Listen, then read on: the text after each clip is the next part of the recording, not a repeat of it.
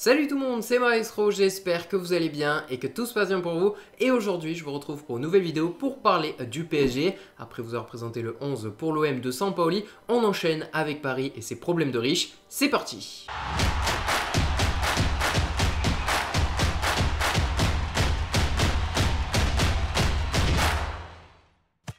Alors il y a tellement d'options et de questions quant à ce 11 parce que le PSG a tellement de stars, mais il faut quand même garder un certain équilibre. D'ailleurs on a vu beaucoup de choses sur les réseaux, chacun a fait un petit peu son 11, même les médias d'ailleurs, et je vous invite à le faire aussi dans les commentaires. On a beaucoup vu ce 4-2-3-1 là, mais cette formation est vraiment trop offensive avec ces joueurs. On en aurait 4 qui ne défendraient pratiquement pas, voire pas du tout. Ça pourrait créer un gros déséquilibre, sans compter que la paire Wijnaldum-Verratti n'est pas la paire la plus défensive au milieu terrain. Dans cette perspective, j'ai choisi un 3-5-2 pour cette équipe. C'est la formation qui me paraît la plus logique par rapport à mes choix, même si c'est vrai que Pochettino en général il favorise plutôt un 4-2-3-1 avec ses équipes.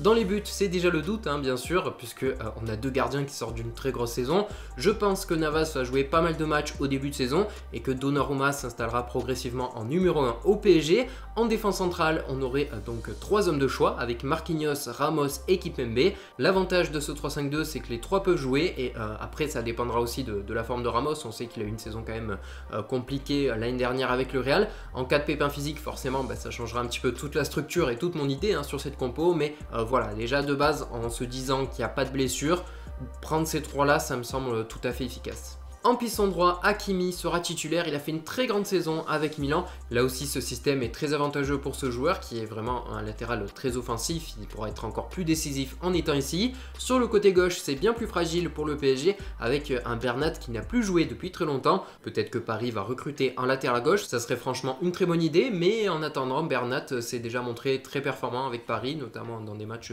de Ligue des Champions par le passé. Donc vraiment, il peut assurer s'il est en forme. Après, des idées comme Théo Hernandez, évidemment, ça sera encore mieux pour le PSG. En milieu de terrain, la paire Wijnaldum-Verratti est évidente. Ce sont deux joueurs très intelligents qui comprennent bien la tactique, sachant que le néerlandais a un gros volume de jeu. Ce n'est pas un 6, mais il sait aussi défendre, il sait être solide. On va en reparler de cette paire-là, parce que c'est vrai que ça paraît un petit peu léger sur certains types de matchs où l'intensité est peut-être plus importante. Ceci étant dit, il nous reste les joueurs les plus offensifs de cette équipe, et là j'ai fait un vrai sacrifice pour mon trio. C'est Di Maria qui ne sera pas dans ce 11. Certes, c'est vrai que c'est un joueur qui a une grande qualité technique, qui a fait de très belles choses avec Paris, mais ici pour l'équilibre et parce que il y a déjà tellement du lourd, j'ai dû l'enlever de cette formation.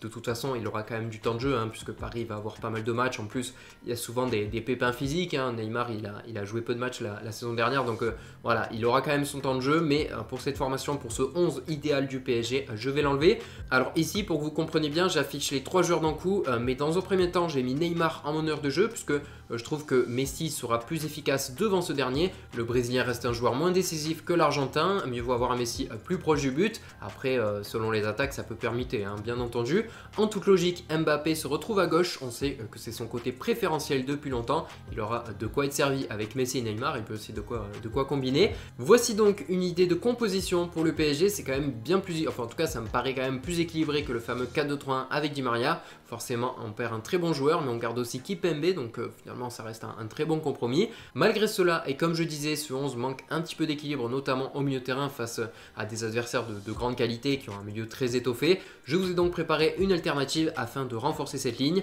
Ça pourrait être un 4-3-3 qui viserait à mettre Marquinhos un petit peu plus haut tout en gardant les mêmes offensifs. Bon, je sais que certains ne sont pas trop fans de Marquinhos en sentinelle. C'est vrai que c'est un petit peu le gâcher entre guillemets parce que pour l'instant il a été meilleur en défense centrale. Je sais que Thomas Tuchel était très fan de le mettre devant la défense, mais pourquoi pas. Après, l'autre option pourrait être Idrissa Gueye qui a déjà sorti de très gros matchs en Ligue des Champions. Je sais que c'est pas forcément un grand nom, mais voilà, c'est un joueur qui me semble un peu sous-coté. Il ferait parfaitement le travail en sentinelle.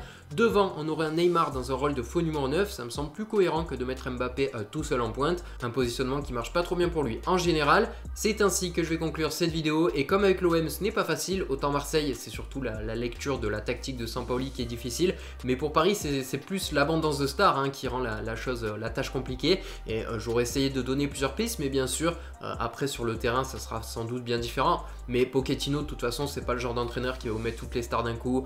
Je pense qu'il va vraiment réussir à trouver cet équilibre. C'est un entraîneur qui aime bien qu'il y ait de l'intensité dans ses matchs, que les joueurs se battent. Donc voilà, on verra sans doute pas ces compos XXL avec plein de stars au début des matchs. On verra pas ça, je pense pas. En tout cas, peut-être en Ligue 1. En Ligue 1, bien sûr, ça passe toujours d'avoir toutes les stars comme ça, mais en Ligue des Champions, on verra pas ce genre de compos. Sinon, bah, c'est un suicide, tout simplement, parce que là, il y aura plus d'équilibre et ça serait très dur à défendre. Donc merci à tous en tout cas de m'avoir suivi. N'hésitez pas à proposer vos 11 dans les commentaires, bien sûr, que ce soit des 11 probables ou ce que vous aimeriez voir tout simplement avec Paris. Et moi, bah, écoutez, je vous souhaite à tous une excellente fin de journée et je vous retrouve très bientôt pour d'autres vidéos. C'était Maestro, ciao!